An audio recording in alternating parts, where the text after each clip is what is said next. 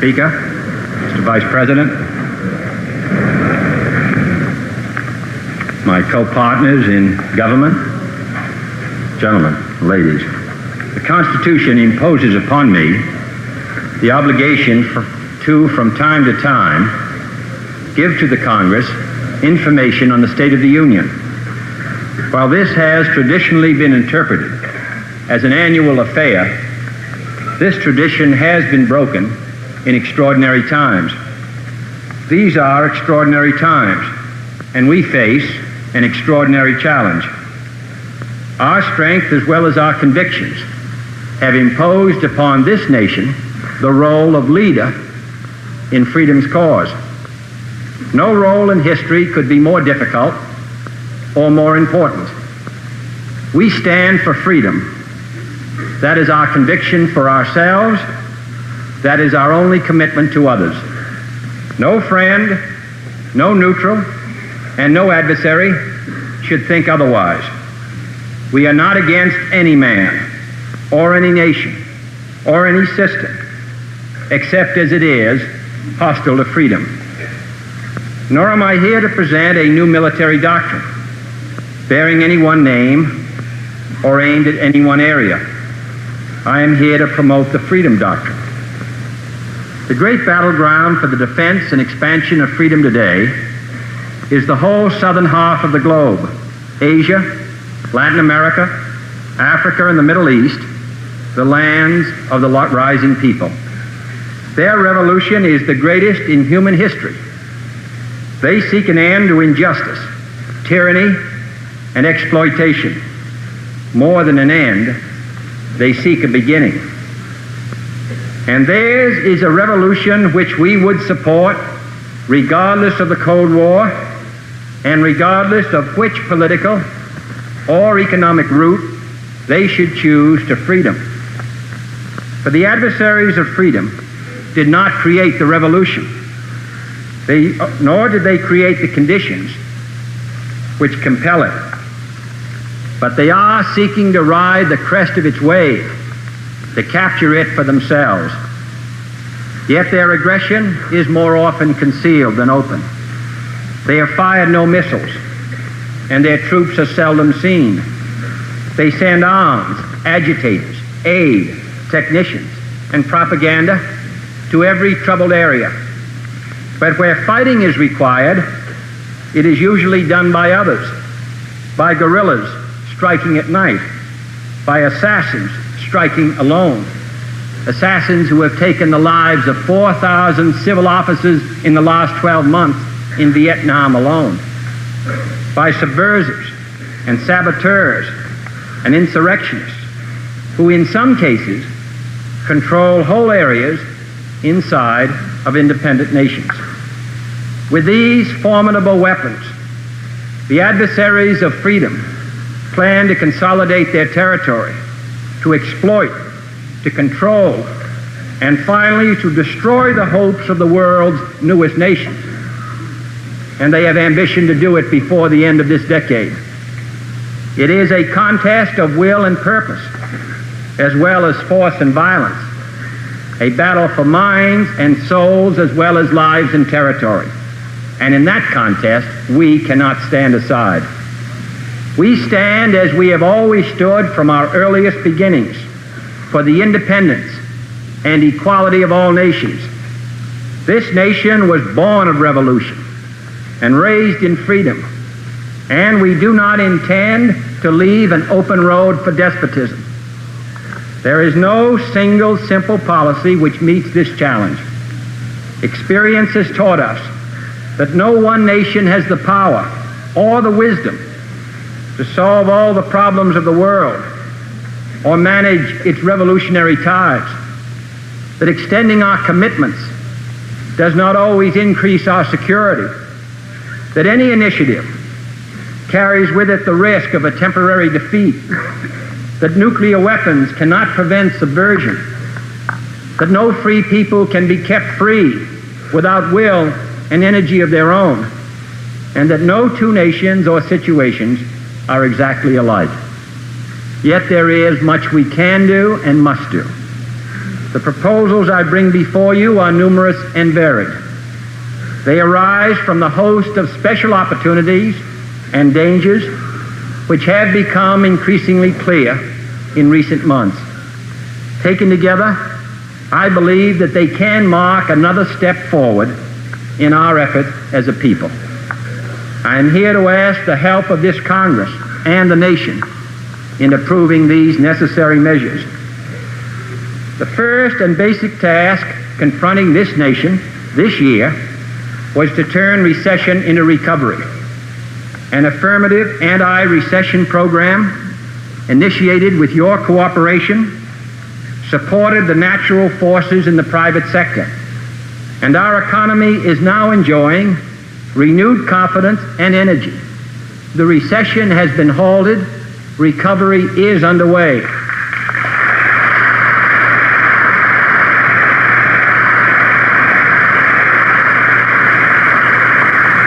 But the task of abating unemployment and achieving a full use of our resources does remain a serious challenge for us all. Large-scale unemployment during a recession is bad enough, but large-scale unemployment during a period of prosperity would be intolerable. I am therefore transmitting to the Congress a new manpower development and training program to train or retrain several 100,000 workers, particularly in those areas where we have seen chronic unemployment as a result of technological factors, in new occupational skills over a 4-year period, in order to replace those skills made obsolete by automation and industrial change with the new skills which the new processes demand. It should be a satisfaction to us all that we have made great strides in restoring world confidence in the dollar, halting the outflow of gold, and improving our balance of payments. During the last 2 months, our gold stocks actually increased by $17 million, compared to a loss of $635 million during the last 2 months of 1960. We must maintain this progress, and this will require the cooperation and restraint of everyone. As recovery progresses, there will be temptations to seek unjustified price and wage increases. These we cannot afford. They will only handicap our efforts to compete abroad and to achieve full recovery here at home. Labor and management must, and I am confident that they will, pursue responsible wage and price policies in these critical times. I look to the President's Advisory Committee on Labor Management Policy to give a strong lead in this direction. Moreover, if the budget deficit, now increased by the needs of our security, is to be held within manageable proportions, it will be necessary to hold tightly to prudent fiscal standards, and I request the cooperation of the Congress in this regard, to refrain from adding funds or programs, desirable as they may be, to the budget, to end the postal deficit, as my predecessor also recommended, through increased rates, a deficit incidentally this year which exceeds the fiscal 1962 cost of all the space and defense measures that I am submitting today, to provide full pay-as-you-go highway financing, and to close those tax loopholes earlier specified. Our security and progress cannot be cheaply purchased, and their price must be found in what we all forego, as well as what we all must pay. I stress the strength of our economy because it is essential to the strength of our nation. And what is true in our case is true in the case of other countries. Their strength in the struggle for freedom depends on the strength of their economic and their social progress. We would be badly mistaken to consider their problems in military terms alone. For no amount of arms and armies can help stabilize those governments which are unable or unwilling to achieve social and economic reform and development. Military pacts cannot help nations whose social injustice and economic chaos invite insurgency and penetration and subversion.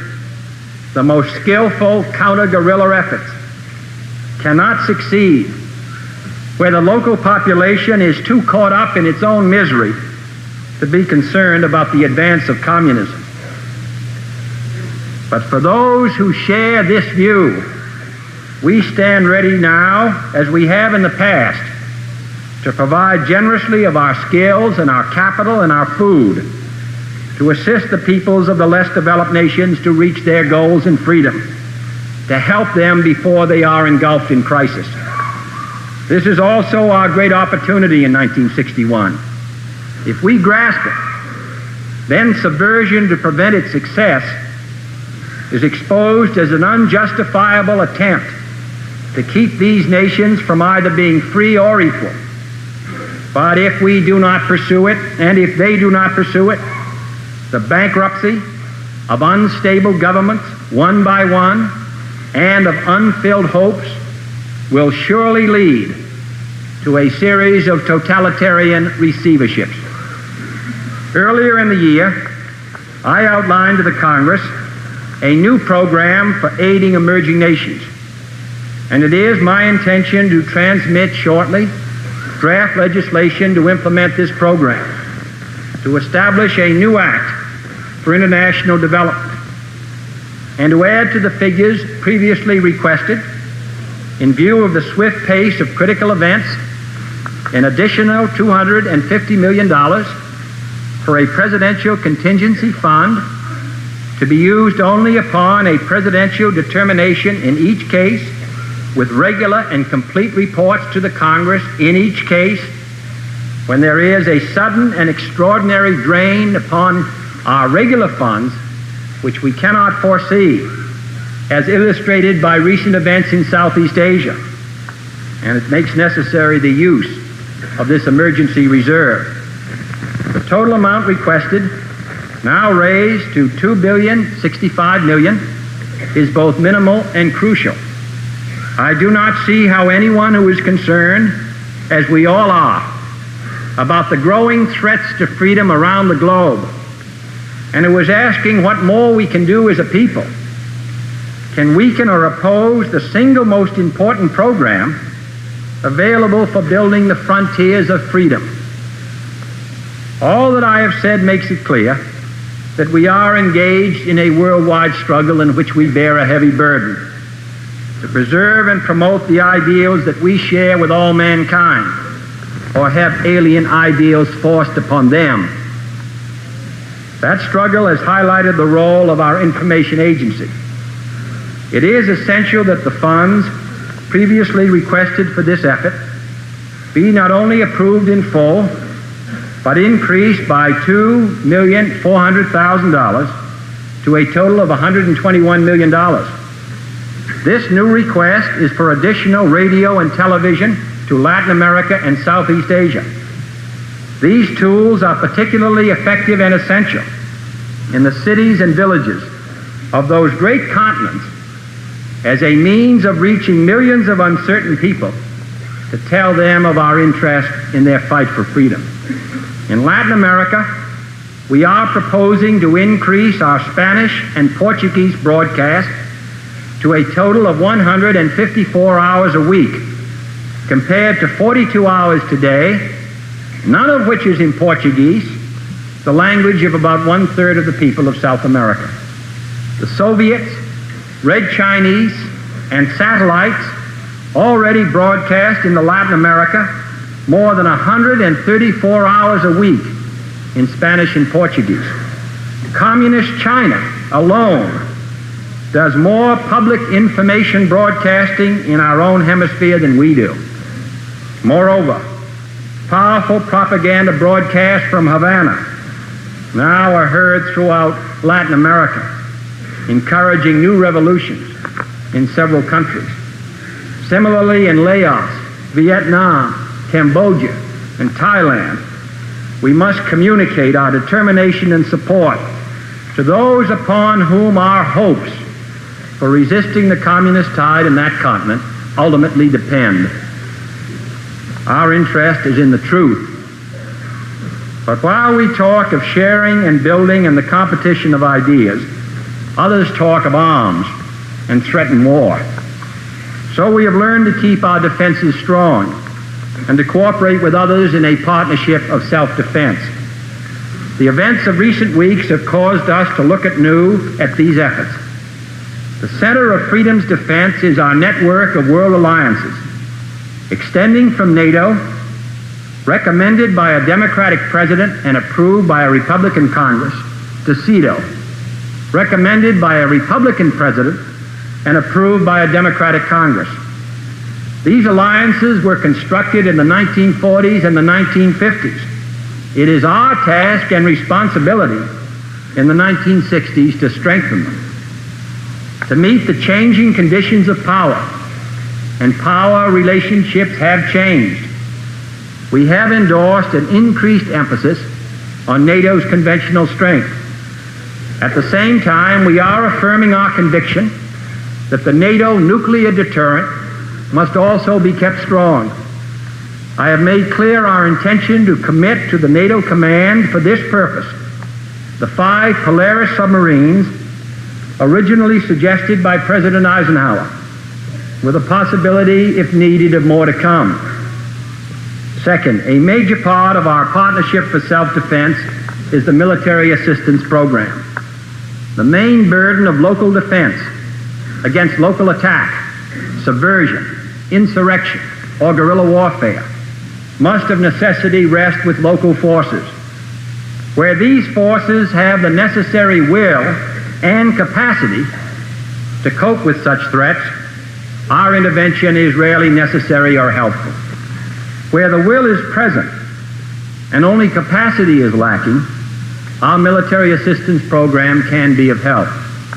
But this program, like economic assistance, needs a new emphasis.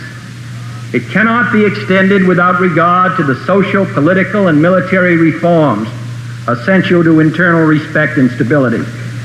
The equipment and training provided must be tailored to legitimate local needs and to our own foreign and military policies, not to our supply of military stocks or a local leader's desire for military display.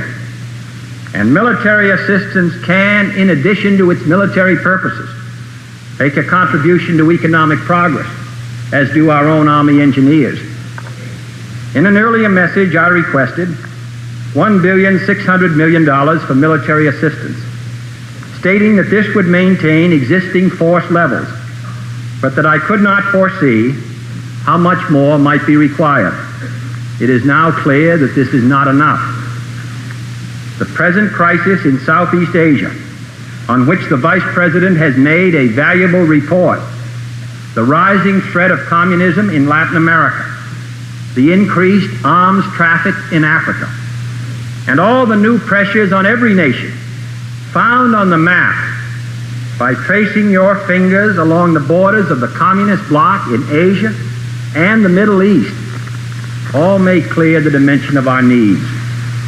I therefore request the Congress to provide a total of $1.885 billion for military assistance in the coming fiscal year, an amount less than that requested a year ago, but a minimum which must be assured if we are to help those nations make secure their independence. This must be prudently and wisely spent, and that will be our common endeavor. Military and economic assistance has been a heavy burden on our citizens for a long time, and I recognize the strong pressures against it. But this battle is far from over. It is reaching a crucial stage, and I believe we should participate in it. We cannot merely state our opposition to totalitarian advance without paying the price of helping those now under the greatest pressure. In line with these developments, I have directed a further reinforcement of our own capacity to deter or resist non-nuclear aggression.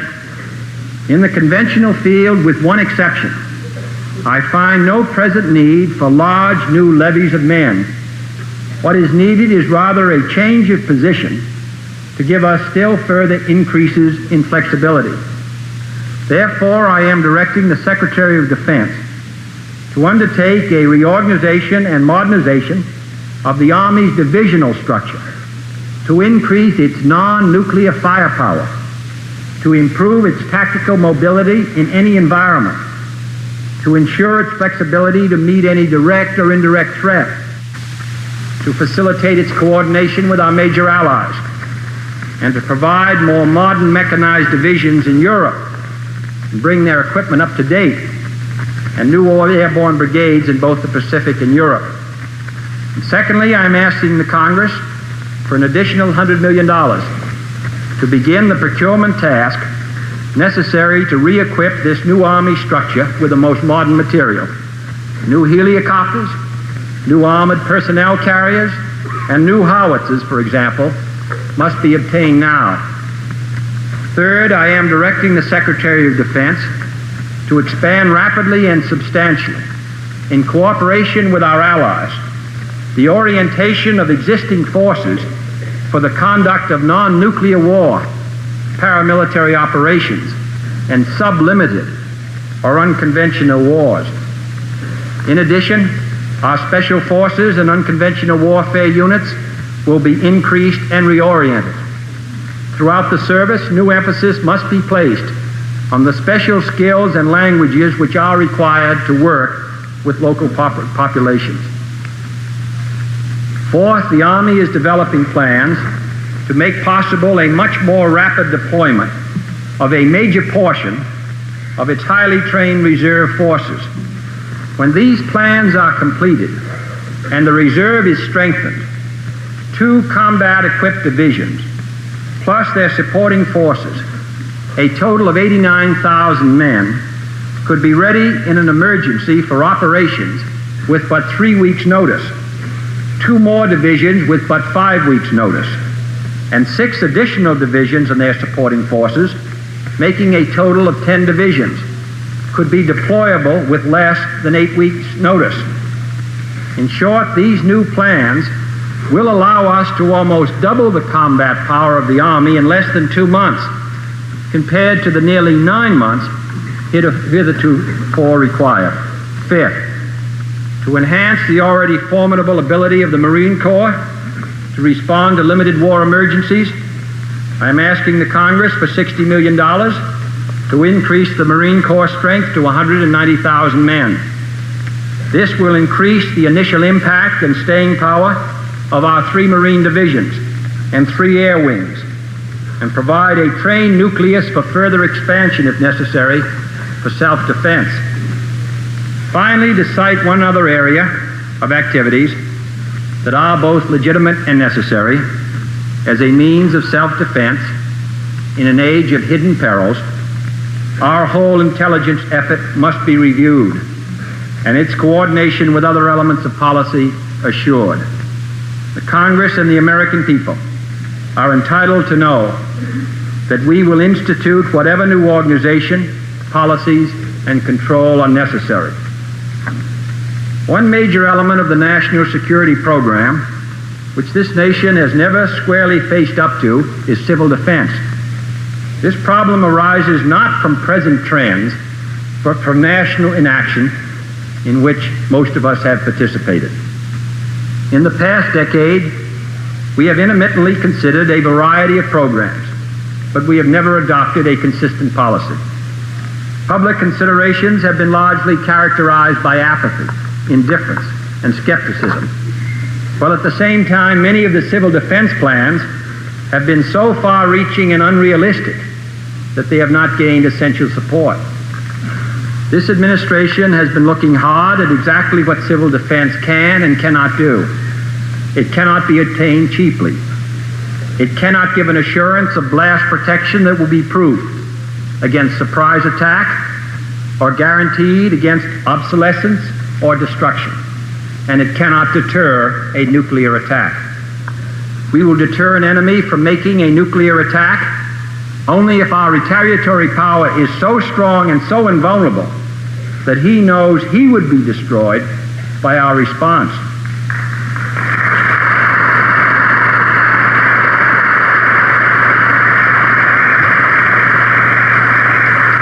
If we have that strength, civil defense is not needed to deter an attack.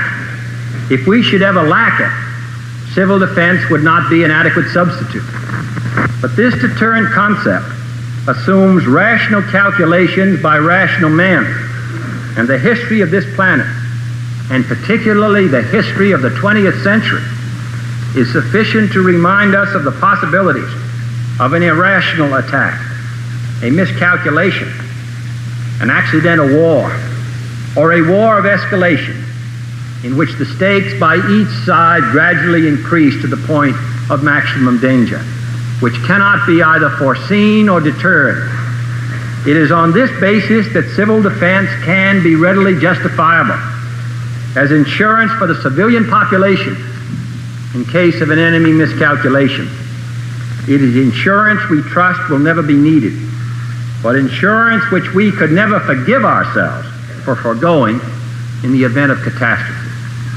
Once the validity of this concept is recognized, there is no point in delaying the initiation of a nationwide long-range program of identifying present fallout shelter capacity and providing shelter in new and existing structures. Such a program would protect millions of people against the hazards of radioactive fallout in the event of large-scale nuclear attack. Effective performance of the entire program not only requires new legislative authority and more funds, but also sound organizational arrangements. Therefore, under the authority vested in me by Reorganization Plan Number 1 of 1958, I am assigning responsibility for this program to the top civilian authority already responsible for continental defense, the Secretary of Defense. It is important that this function remain civilian in nature and leadership, and this feature will not be changed. The Office of Civil and Defense Mobilization will be reconstituted as a small staff agency to assist in the coordination of these functions. To more accurately describe its role, its title should be changed to the Office of Emergency Planning. As soon as those newly charged with their responsibilities have prepared new authorization and appropriation requests, such requests will be transmitted to the Congress for a much strengthened federal-state civil defense program. Such a program will provide federal funds for identifying fallout shelter capacity in existing structures, and it will include, where appropriate, incorporation of shelter in federal buildings, new requirements for shelter in buildings constructed with federal assistance, and matching grants and other incentives for constructing shelter in state and local and private buildings. Federal appropriations for civil defense in fiscal 1962 under this program will in all likelihood be more than triple the pending budget request, and they will increase sharply in subsequent years. Financial participation will also be required from state and local governments and from private citizens. But no insurance is cost-free, and every American citizen and his community must decide for themselves whether this form of survival insurance justifies the expenditure of effort, time, and money. For myself, I am convinced that it does. I cannot end this discussion of defense and armaments without emphasizing our strongest hope, the creation of an orderly world where disarmament will be possible.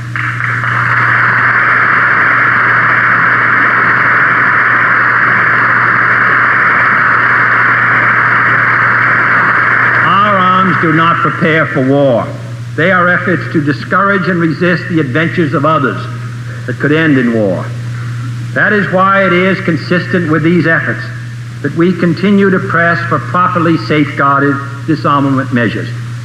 At Geneva, in cooperation with the United Kingdom, we have put forward concrete proposals to make clear our wish to meet the Soviets halfway in an effective nuclear test ban treaty, the first significant but essential step on the road towards disarmament.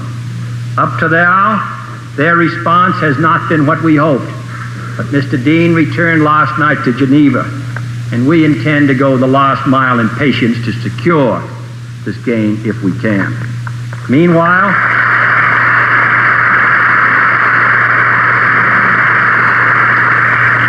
we are determined to keep disarmament high on our agenda, to make an intensified effort to develop acceptable political and technical alternatives to the present arms race.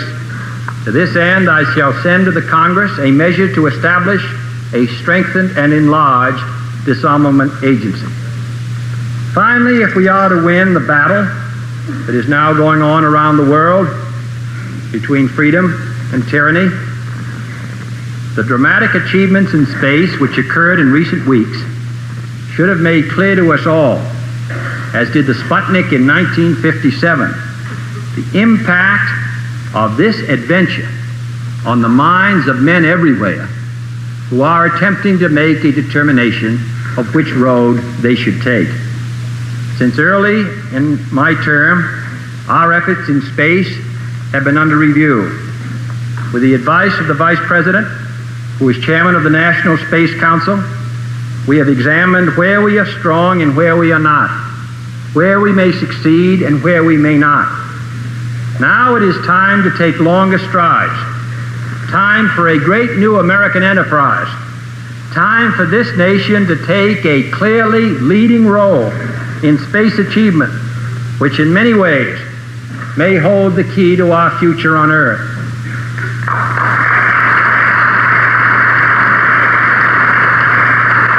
I believe we possess all the resources and talents necessary, but the facts of the matter are that we have never made the national decisions or marshaled the national resources required for such leadership. We have never specified long-range goals on an urgent time schedule or managed our resources and our time so as to ensure their fulfillment. Recognizing the head start obtained by the Soviets with their large rocket engines, which gives them many months of lead time, and recognizing the likelihood that they will exploit this lead for some time to come in still more impressive successes, we nevertheless are required to make new efforts on our own. For while we cannot guarantee that we shall one day be first, we can guarantee that any failure to make this effort will make us last.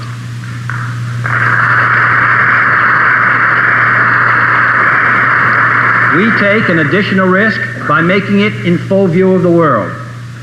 But as shown by the feat of astronaut Shepard, this very risk enhances our stature when we are successful. But this is not merely a race. Space is open to us now, and our eagerness to share its meaning is not governed by the efforts of others.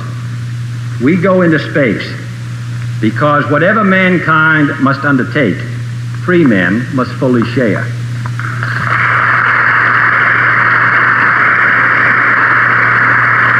I therefore ask the Congress, above and beyond the increases I have earlier requested for space activities, to provide the funds which are needed to meet the following national goals. First, I believe that this nation should commit itself to achieving the goal, before this decade is out, of landing a man on the moon and returning him safely to the Earth.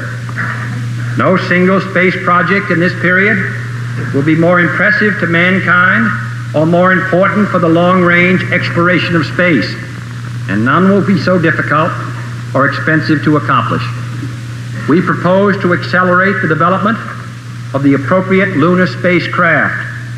We propose to develop alternate liquid and solid fuel boosters, much larger than any now being developed, until certain which is superior.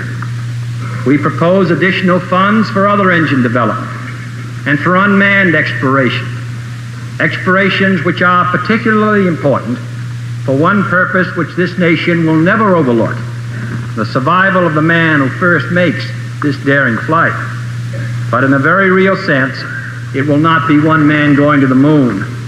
If we make this judgment affirmatively, it will be an entire nation, for all of us must work to put him there.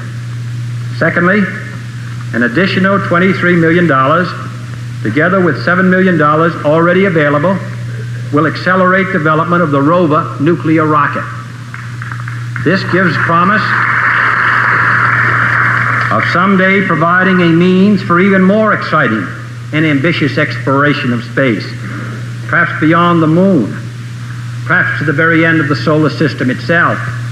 Third, an additional $50 million will make the most of our present leadership by accelerating the use of space satellites for worldwide communication. Fourth, an additional $75 million, of which $53 million is for the Weather Bureau, will help give us at the earliest possible time a satellite system for worldwide weather observation. Let it be clear, and this is a judgment which the members of the Congress must finally make.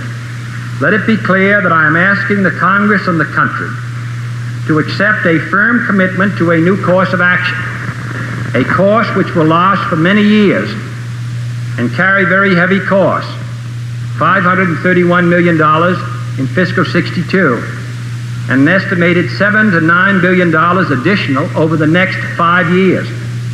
If we are to go only halfway or reduce our sights in the face of difficulty, in my judgment, it would be better not to go at all. Now, this is a choice which this country must make, and I'm confident that under the leadership of the space committees of the Congress and the appropriating committees that you will consider the matter carefully. It is a most important decision that we make as a nation. But all of you have lived through the last 4 years and have seen the significance of space and the adventures in space. And no one can predict with certainty what the ultimate meaning will be of mastery of space. I believe we should go to the moon. But I think every citizen of this country, as well as the members of the Congress, should consider the matter carefully in making their judgment, to which we've given attention over many weeks and months, because it is a heavy burden, and there is no sense in agreeing or desiring that the United States take an affirmative position in outer space unless we are prepared to do the work and bear the burdens to make it successful. If we are not, we should decide today on this year.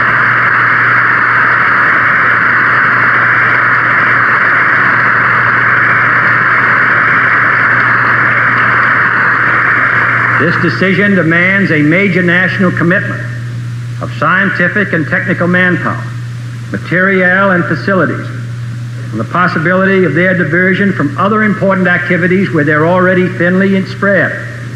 It means a degree of dedication, organization, and discipline which have not always characterized our research and development efforts.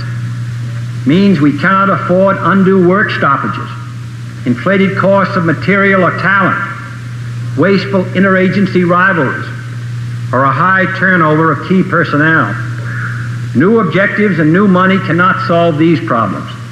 They could, in fact, aggravate them further unless every scientist, every engineer, every serviceman, every technician, contractor, and civil servant gives his personal pledge that this nation will move forward with the full speed of freedom in the exciting adventure of space. In conclusion, let me emphasize one point. It is not a pleasure for any president of the United States, as I'm sure it was not a pleasure for my predecessors, to come before the Congress and ask for new appropriations which place burdens on our people. I came to this conclusion with some reluctance. But in my judgment, this is a most serious time in the life of our country and in the life of freedom around the globe. And it is the obligation, I believe, of the President of the United States to at least make his recommendations to the members of the Congress so that they can reach their own conclusions with that judgment before them. You must decide yourselves as I have decided. And I am confident that whether you finally decide in the way that I have decided or not, that your judgment, as my judgment, is reached on what is in the best interest of our country.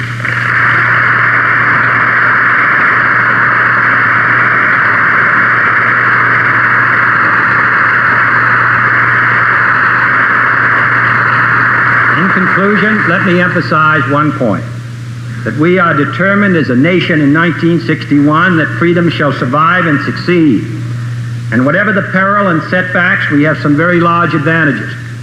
The first is the simple fact that we are on the side of liberty, and since the beginning of history, and particularly since the end of the Second World War, liberty has been winning out all over the globe.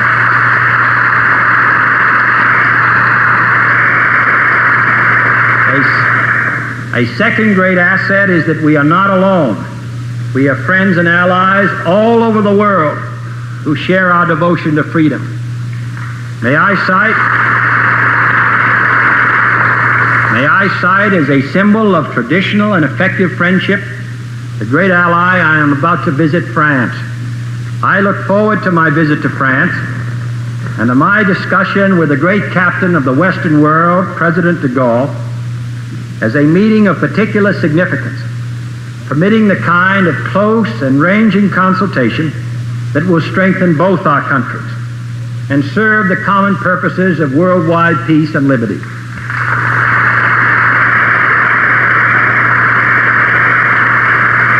Such serious conversations do not require a pale unanimity. They are rather the instruments of trust and understanding over a long road. A third asset is our desire for peace. It is sincere, and I believe the world knows it. We are proving it in our patience at the test ban table, and we are proving it in the UN, where our efforts have been directed to maintaining that organization's usefulness as a protector of the independence of small nations. And these and other instances, the response of our opponents has not been encouraging. Yet it is important to know that our patience at the bargaining table is nearly inexhaustible, though our credulity is limited, that our hopes for peace are unfailing, while our determination to protect our security is resolute. For these reasons, I have long thought it wise to meet with the Soviet Premier for a personal exchange of views. A meeting in Vienna turned out to be convenient for us both, and the Austrian government has kindly made us welcome. No formal agenda is planned, and no negotiations will be undertaken. But we will make clear America's enduring concern is for both peace and freedom.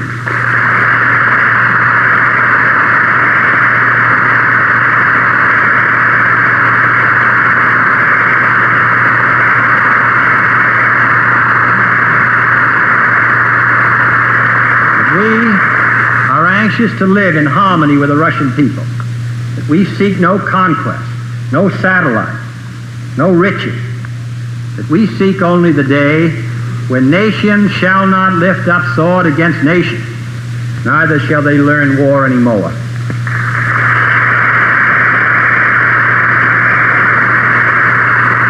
Finally, our greatest asset in this struggle is the American people.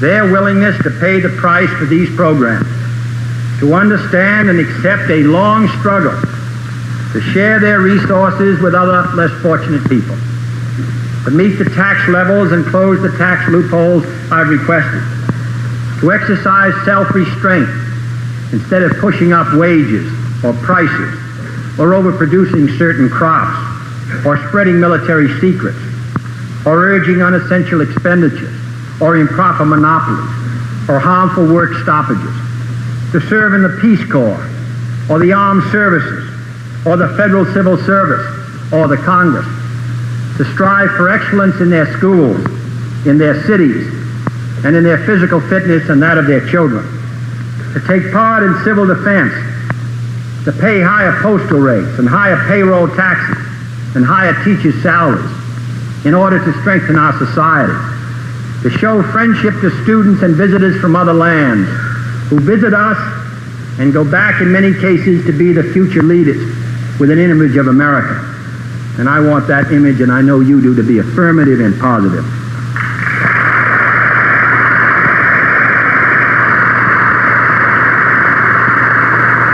And finally, to practice democracy at home, in all states, with all races, to respect each other, and to protect the constitutional rights of all citizens.